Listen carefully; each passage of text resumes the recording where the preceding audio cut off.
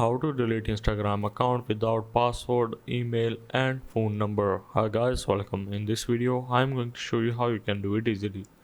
So first of all, let's say you want to deactivate your account, or in other languages delete your account. So if I open my Instagram application, so let's say you want to deactivate this account, which is of course mine account that I am following it. So first of all, you have to click on the three dots on the top right. With some other account, you just have to log in from some other accounts and simply search for your particular username.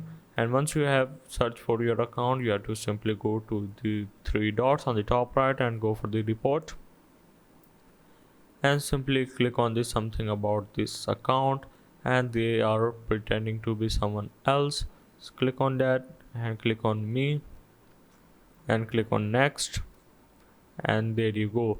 So my report has been submitted. So if you try this method from multiple accounts, there might be a chance that Instagram going to disable this specific account. So you just have to try from some other accounts as well. So yeah, that's how basically you can delete Instagram account without password, email and phone number.